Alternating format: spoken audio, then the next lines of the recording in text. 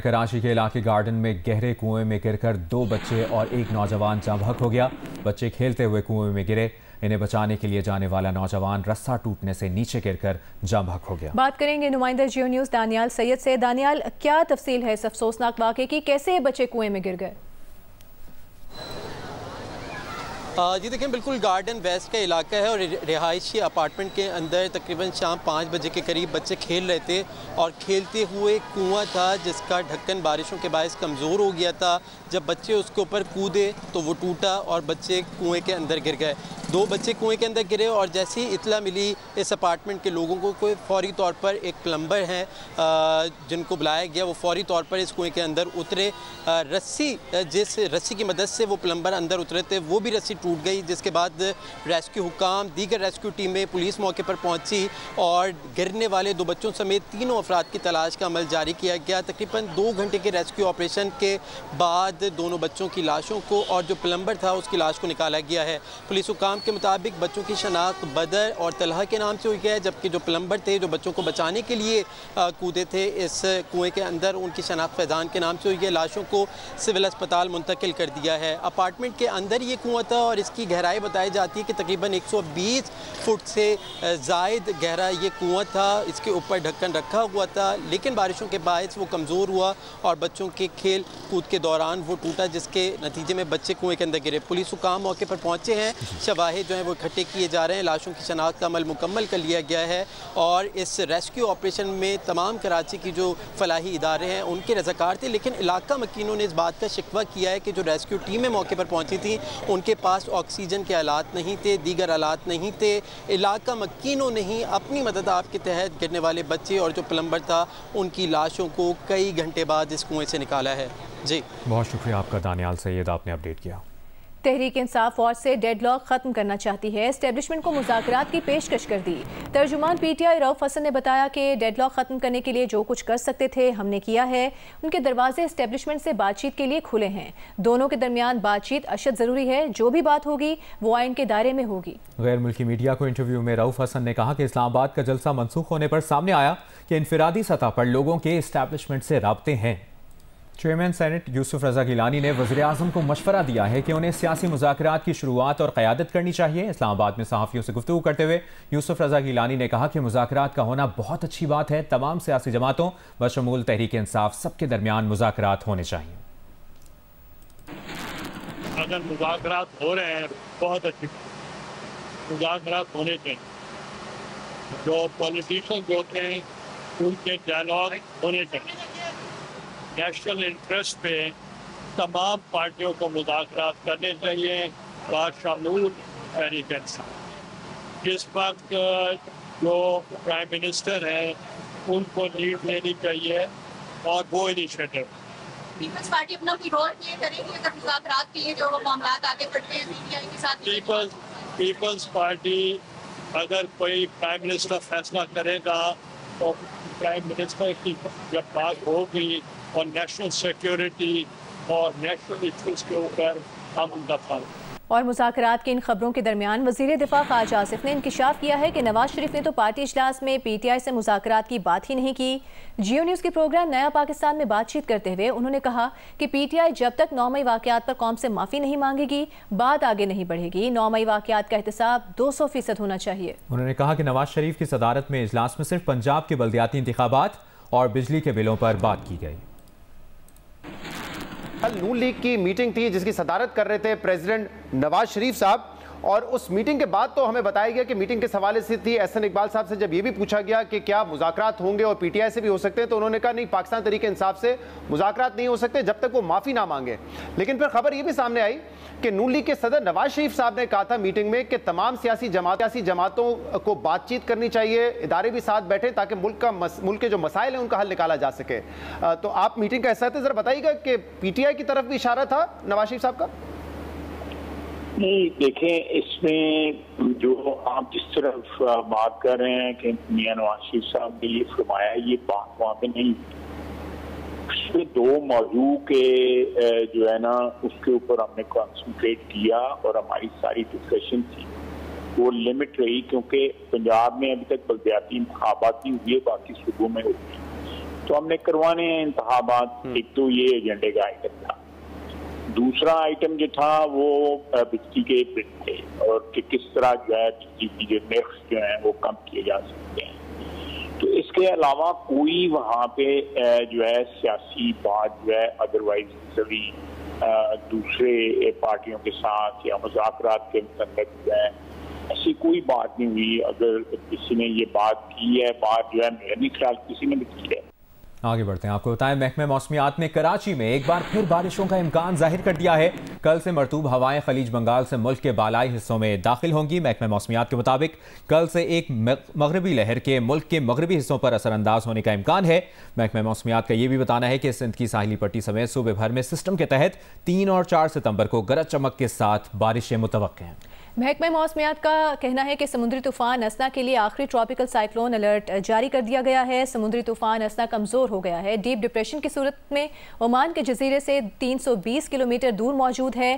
طوفان اسنا گوادر کے جنوب سے 370 کلومیٹر کے فاصلے پر ہے. محکمہ موسمیات کا کہنا ہے کہ رات دیر گئے یا کل صبح تک طوفان مزید کمزور ہو کر ڈپریشن بن سکتا ہے.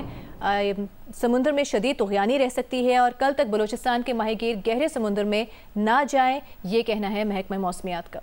بلوچستان کے مختلف اضلاع میں بارش کے بعد جھل مقصی میں رابطہ سڑکیں ٹوٹ پھوٹ کا شکار ہیں. جعفر آباد اور نصیر آباد میں متاثرین کھلے آسمان تلے امداد کے منتظر ہیں. قلعہ عبداللہ میں موسلادھار بارشوں کے باعث ماچکا ندی میں اونچے درجے کا سیلابی ریلا گزر رہا ہے, جس سے باغات, فصلیں اور مکانات کو شدید نقصان پہنچا ہے. سندھ میں دادو کے علاقے کانچھو کی رابطہ سڑکیں تاحال بحال نہیں ہو سکیں. منچھر جھیل کا پانی جھانگارا کے قریبی آبادی کی طرف بڑھنے لگا ہے. سجاول اور بدین کے متعدد دیہاتوں اور گلی محلوں میں بارش کا پانی اب تک نہیں نکالا جا سکا. بلوچستان کے مختلف علاقوں میں ندی نالوں میں طغیانی سے تباہی جاری ہے. شمالی بلوچستان کے مختلف علاقوں میں وقفے سے بارش سے کوزک ٹاپ, شیلا باغ, زڑا بند, توبہ چکزئی میں سیلابی صورتحال ہے. قلعہ عبداللہ کے علاقوں ماچکا, آرمبی, کولاک, گلستان میں موسلادھار بارشوں سے ماچکا ندی میں اونچے درجے کا سیلاب ہے. جھل مکسی میں سیلابی ریلا گزر گیا لیکن بڑے پیمانے پر نقصانات کر گیا. نوتال, گنداوا, شاہراہ سمیت ضلع کی تمام رابطہ سڑکیں سیلاب سے متاثر ہیں, جس کی وجہ سے غذائی قلت پیدا ہو گئی ہے. گنداوا میں گزشتہ 4 ہفتوں سے بجلی کی سپلائی بھی معطل ہے. تحصیل سنی کا ضلع بولان سے زمینی رابطہ منقطع ہے. نصیر آباد, منجوشوری میں سیلابی ریلے سے متاثرہ درجنوں خاندانوں نے سڑک کنارے پناہ لے رکھی ہے. آٹا ہے نہ راشن ہے, ہم کیا کھاؤں. ڈی سی نے بولا ہے راشن صبح لے کر آئیں گا. ابھی اس نے راشن بھی نہیں لے کر آیا ہے. ابھی غریب پڑے ہیں ادھر. ابھی برسات کا بہت امکان ہے. جعفر آباد میں سڑک کنارے پناہ لینے والے بے گھر سیلاب متاثرین امداد کے منتظر ہیں.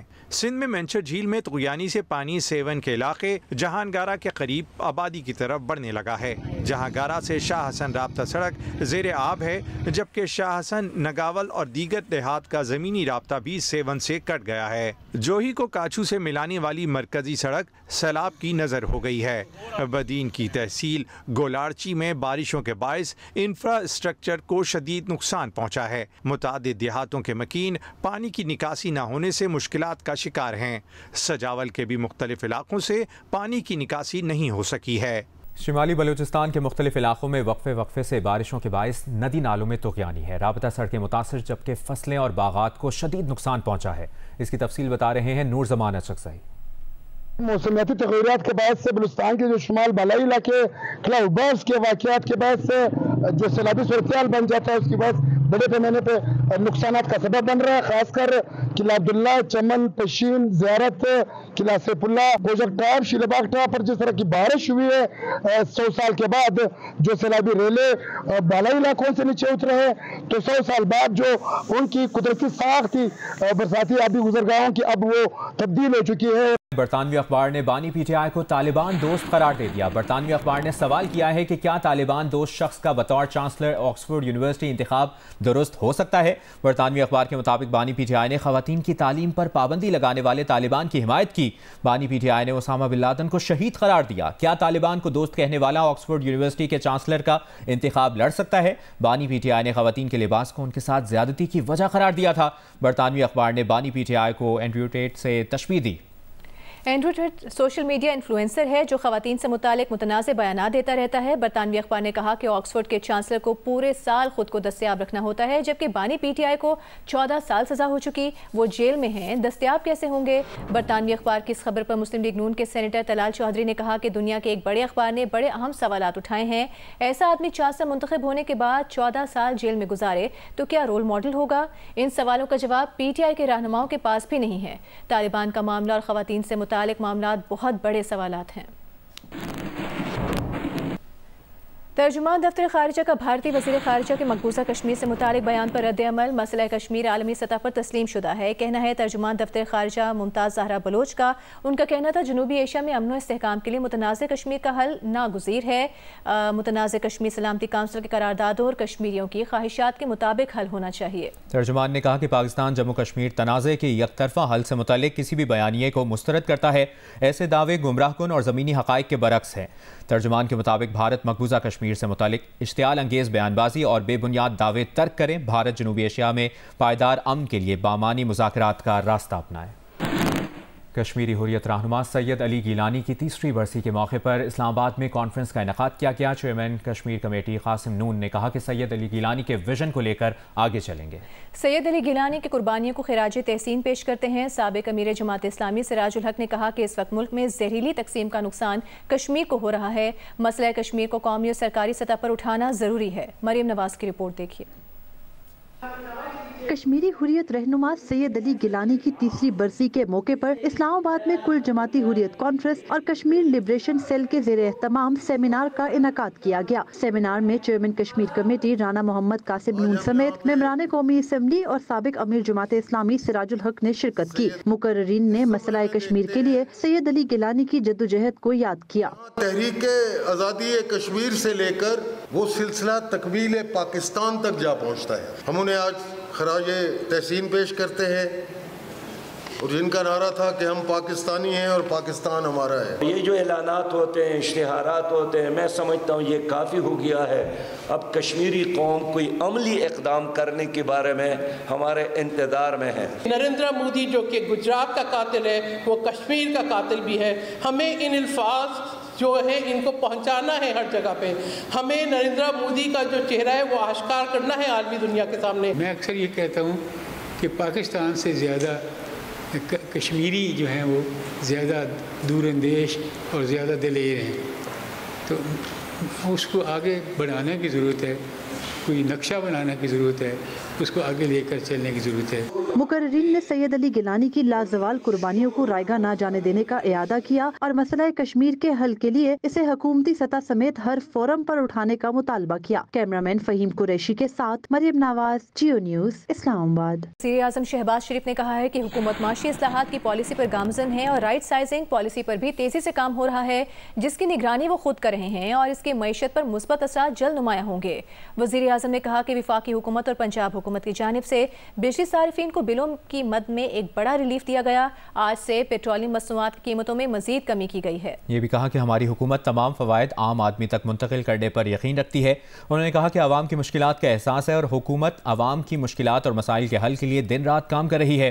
وزیر اعظم نے کہا کہ معاشی ماہرین کی جانب سے ستمبر کے مہینے میں افراط زر کی شرح میں مزید کمی کی پیشگوئی خوش آئند ہے۔ وزیر اعلیٰ بلوچستان سرفراز بگٹی کا کہنا ہے کہ بلوچستان کا کوئی سیاسی مسئلہ نہیں ہے، یہ را کے فنڈڈ حملے ہیں جنہوں نے 23 لوگوں کو شہید کیا، ان کے ساتھ آنی ہاتھوں سے نمٹا جائے گا اور شہداء کا بدلہ لیا جائے گا۔ تفصیلات لاہور سے اعظم ملک کی اس رپورٹ میں۔ لاہور میں شہید کیپٹن محمد علی قریشی کے اہل خانہ سے اظہار تعزیت کے بعد مقامی ہوٹل میں میڈیا سے گفتگو کرتے ہوئے وزیر اعلیٰ بلوچستان کا کہنا تھا کہ بلوچستان میں کوئی آرمی آپریشن نہیں ہو رہا، پیراملٹری فورسز اپنا کام کر رہی ہیں، پاکستان کو توڑنے کی منظم سازش ہو رہی ہے جس کے تانے بانے بھارت سے ملتے ہیں۔ کوئی آپریشن بلوچستان میں نہیں ہو رہا ہے۔ ہم سمارٹ کائنیٹک آپریشن ضرور کریں گے، آئی بی او ضرور کریں گے، جو بھی وائلنس کرے گا، جو معصوم لوگوں کے قتل و غارت میں شامل ہوگا اس کے اگینسٹ ضرور جائیں گے۔ یہ آرگنائزڈ، پلانڈ، را فنڈڈ، تو یہ ساری چیزیں کسی بھی انسرجنسی کو کامیاب کرنے کے لیے, کسی اور ملک میں پراکسی لڑنے کے لیے, یہ چیزیں آپ کی ریکوائرمنٹ ہیں. تو جو میں بات کر رہا ہوں اس کے سرکمسٹانشل اور سالڈ ایویڈنسز دونوں. سرفراز بگٹی کا کہنا تھا کہ بلوچستان میں ہونے والی دہشت گردی کا تعلق نہ تو سیاست سے ہے اور نہ ہی یہ حقوق کی جنگ ہے. یہ کسی پنجابی, پٹھان, بلوچی یا سندھی کا نہیں بلکہ پاکستانیوں کا خون بہایا گیا ہے. بلوچستان کو ٹارگٹ کرنے کا مقصد ہی سی پیک اور پاکستان کو کمزور کرنا ہے. سب ورژن جو ہے یہ پولیٹیشنز کا ذمہ داری ہے, حکومت کی ذمہ داری ہے, ہم اپنی ذمہ داری نبھائیں گے. آپ سے صرف اتنی سی گزارش ہے کہ خدا را ان کو ناراض بلوچ نہ کہیں. کون سی ناراضگی ہے؟ دہشت گرد ہیں. اور یہ ٹرمینالوجی ناراض بلوچ کی کسی پولیٹیشین کی کریٹڈ نہیں ہے, یہ آپ کی کریٹڈ ہے. تو آپ اس سے پلیز واپس ریورس کر لیں. کوئی ناراضگی نہیں ہے, صرف دہشت گرد ہے. وزیر اعلیٰ بلوچستان کا کہنا تھا بلوچستان میں ہونے والی دہشت گردی ریاست یا انٹیلیجنس کی ناکامی نہیں اور نہ ہی دہشت گردوں کا قوم پرستوں سے کوئی تعلق ہے. حکومت اپنی ریٹ بحال کرے گی. شہداء کے خاندانوں کو انصاف فراہم کیا جائے گا. کیمرامین محمد سفیر کے ساتھ اعظم ملک, جیو نیوز, لاہور. آگے بڑھتے ہیں, آپ کو بتاتے ہیں خیبر پختونخوا کی مشیر محکمہ سماجی بہبود مشال یوسفزئی سے قلمدان واپس لینے کی کہانی سامنے آ گئی ہے. پارٹی ذرائع کے مطابق مشال یوسفزئی پر پارٹی کی مرکزی معاملات میں مداخلت کا اعتراض ہے. پارٹی کے سینئر رہنما نے ڈی نوٹیفائی مشال کا میسج علی امین گنڈاپور کو بھیجا. ذرائع کے مطابق پارٹی کے ایک سینئر رہنما نے ڈی نوٹیفائی مشال کا میسج علی امین گنڈاپور کو بھیجا. معلوم ہوا ہے کہ مشال یوسفزئی صوبے کو چھوڑ کر مرکز میں زیادہ رہتی تھیں. مشال یوسفزئی پر ہر جگہ بشرا بی بی کا نام استعمال کرنے کا بھی الزام ہے. مشال یوسفزئی کی بطور مشیر محکمہ سماجی بہبود کارکردگی بھی غیر تسلی بخش تھی. پی ٹی آئی کے سینئر رہنما شوکت یوسفزئی نے جیو نیوز سے گفتگو میں کہا کہ مشال کی نہ کابینہ میں کارکردگی تھی نہ پارٹی کو کچھ فائدہ دیا. مشال کو کابینہ میں لینا میرے لیے پہلے ہی باعث تعجب تھا. شوکت یوسفزئی نے کہا کہ صوبے میں وزارتوں کی تقسیم پر ضرور نظر ثانی ہونی چاہیے. خیبر پختونخوا کابینہ سے برطرف ہونے والے شکیل خان نے اپنے اوپر عائد کردہ کرپشن کے الزامات کی جوڈیشل انکوائری کرانے کا مطالبہ کر دیا. ان کا کہنا ہے کہ بدعنوانی کے لیے قائم کی گئی گڈ نہیں بلکہ بیڈ گورننس کمیٹی ہے. تحریک انصاف کے اندرونی اختلافات ختم نہ ہو سکے. کابینہ سے برطرفی کے بعد شکیل خان نے ان پر لگائے گئے کرپشن کے الزامات کا جوڈیشل انکوائری کرانے کا مطالبہ کیا ہے. ان کا کہنا ہے کہ الزامات سے متعلق نیب انکوائری کے لیے بھی تیار ہوں. بدعنوانی کے لیے بنائی گئی گڈ نہیں بلکہ بیڈ گورننس کمیٹی ہے. سابق صدر عارف الوی نے بانی پی ٹی آئی سے جلد ملاقات کرانے کی یقین دہانی کرائی ہے. ملاقات ہوگی تو بانی پی ٹی آئی کو تمام حالات سے آگاہ کروں گا. ان کا یہ کہنا تھا کہ 8 ستمبر جلسے تک خاموش ہوں. جلسے کے بعد اپنا موقف عوام کے سامنے رکھوں گا. ہنزا میں قراقرم چیلنج 2024 میراتھن اختتام پذیر ہو گئی ہے. 300 سے زائد شرکاء نے ریس میں حصہ لیا. بڑی تعداد میں غیر ملکی بھی شامل تھے. پہاڑوں کے بیچ سے 10 اور 21 کلومیٹر کی 2 کیٹیگریز کے لیے ایتھلیٹس نے دوڑ میں حصہ لیا. بل کھاتے ٹریک کو ایتھلیٹس نے مشکل ٹریک قرار دیا. اختتامی تقریب میں ثقافتی رقص بھی پیش کیا گیا. اس کی تفصیل بتا رہے ہیں نمائندہ جیو نیوز علی احمد.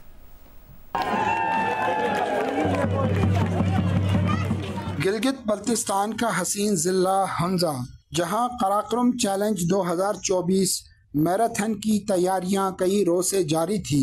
آج مقابلے کے آغاز سے وارم اپ کیا گیا. منتظمین کے مطابق کل 300 میراتھن شریک ہوئے جن میں غیر ملکیوں کی بھی بڑی تعداد تھی. پاکستان کی حسین اور بل کھاتی شارع قراقرم پر دوڑتے رہے میراتھن میں 10 اور 21 کلومیٹر کی 2 کیٹیگری تھی جن میں مختلف عمر کے لوگوں نے حصہ لیا. لوکلز بھی ہیں, فارنرز بھی ہیں, ڈاؤن سے بھی لوگ آئے ہیں. کچھ فارنرز کی فلائٹ کینسلیشن کی وجہ سے نہیں جوائن کر پا رہے, لیکن ایک اوور آل ہمیں ایک اچھی پارٹیسپیشن نظر آ رہی ہے. 21 کلومیٹر کیٹیگری میں فیضان فیض نے 1 گھنٹہ 20 منٹ 11 سیکنڈ میں فاصلہ طے کر کے پہلی پوزیشن حاصل کی. خوش آمدین نے دوسری اور اکرام نے تیسری پوزیشن حاصل کی. میں مری کا رہنے والا ہوں. بہت اچھا ایونٹ آرگنائز کیا گیا ہے اور بہت اچھا ٹریک بھی تھا. الحمدللہ میں نے 21 کلومیٹر کا ٹائم 1 گھنٹہ 21 منٹ میں نے کیا ہے پورا. بہت ٹف ٹائم دیا ادھر. 21 کلومیٹر کیٹیگری فیمیل میں انجا میرٹھو نے 1 گھنٹہ 57 منٹ 18 سیکنڈ میں فاصلہ طے کر کے پہلی پوزیشن حاصل کی. حمیرہ نے دوسری اور فلورا نے تیسری پوزیشن حاصل کی.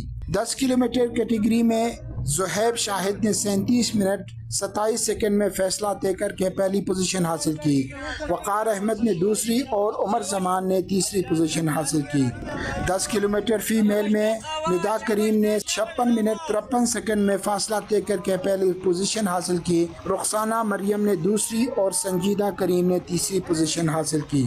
غیر ملکی مہمانوں نے اس ایونٹ کو یادگار قرار دے دیا. It was absolutely amazing. So it was my first ever half marathon.